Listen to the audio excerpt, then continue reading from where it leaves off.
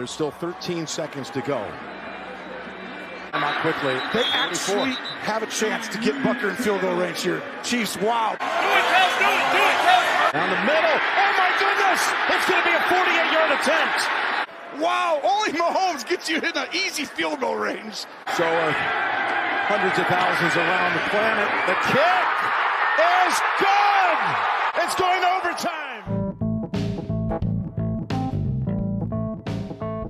Hello and welcome to the 13 Seconds to Glory podcast. Today I'll be finishing off the AFC West series where I break down each team in the AFC West biggest offseason needs entering the next season. Next week will be the AFC East turn and then so on. So let's finish this off with the Raiders episode. Now, as a biased Chiefs fan, I do have to say I have a dislike for the Raiders, and it's well deserved because the Raiders, they stink.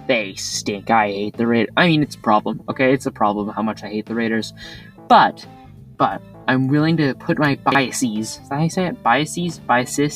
Bias aside. I'm willing to put my biases aside for this Raiders episode, even though I will be slightly biased throughout the entire episode. Let's get into it.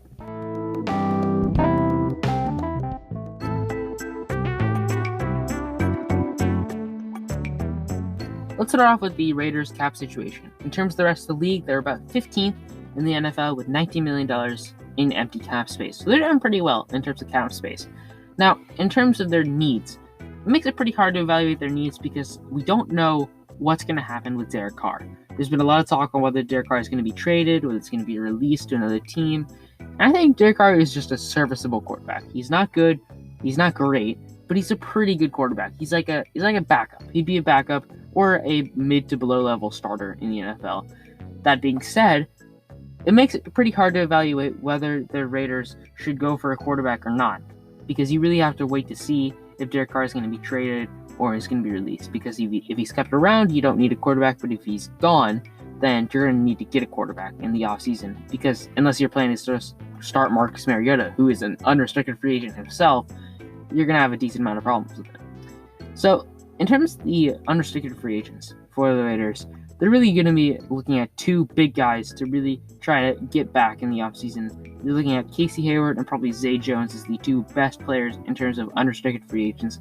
You've also got a few mid to low level guys on that team, like Alex Ingold, their fullback, or you'll have guys like Deshaun Jackson or Gerald McCoy, who was injured all last season, or Desmond Trufant. So you have a lot of mid to low level guys that you could re-sign. And they're all not going to cost you a lot of money. So feasibly, the Raiders should be able to get a lot of these guys back, if not all of them. The biggest thing would be, do you want Marcus Mariota back? And again, that all hinges on if Derek Carr is going to be gone. If Derek Carr is gone, then yeah, you might want Marcus Mariota to be there as a placeholder until you get a serviceable quarterback to replace Derek Carr. But if your plan is to keep Derek Carr, you might want to get rid of Marcus Mariota because it will save you around $30 million in the cap space. Let's talk about the Raiders' biggest offensive needs. Not offensive, but their biggest needs in the draft. So, in terms of the Raiders' draft, you're going to need a couple skill positions. You saw that if Derek Carr, I believe, if he got a couple really good wide receivers, he could be really good.